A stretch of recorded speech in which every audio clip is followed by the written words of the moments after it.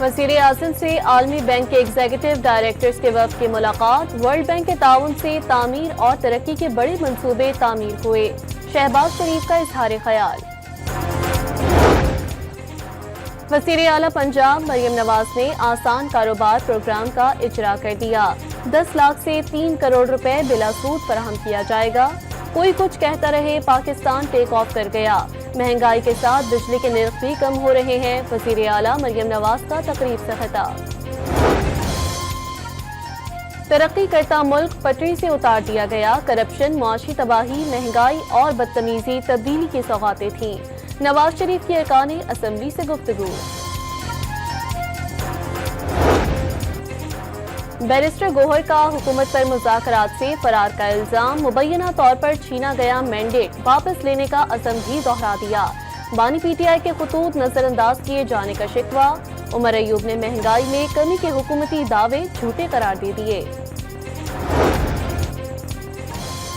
P T I وکلا کو بانی سے ملاقات کی اجازت نہ ملی۔ وکلا ڈیالہ جیل کے گیٹ سے واپس روانہ۔ فیصل چودھری، مبشر، مقصود آبا نے عدالتی حکم پر ملاقات کے لیے پہنچے تھے۔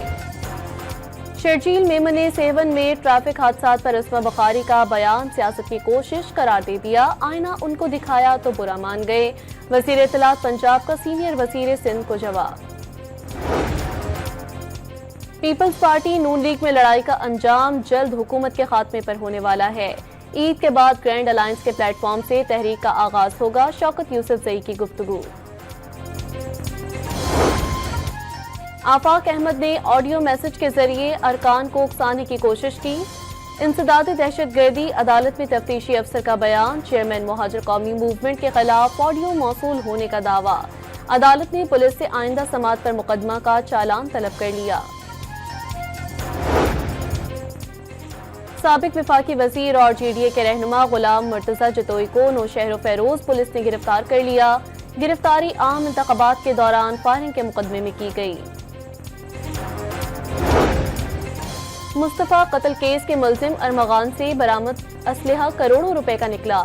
ارمغان کے خلاف مزید 4 مقدمہ درج۔ اور محکمہ موسمیات نے طویل خشک موسم کے بعد ملک میں بارشوں کی خوشخبری سنا دی۔ 19 فروری سے ملک کے مختلف مقامات پر بارشوں کے سلسلے کی پیش گوئی۔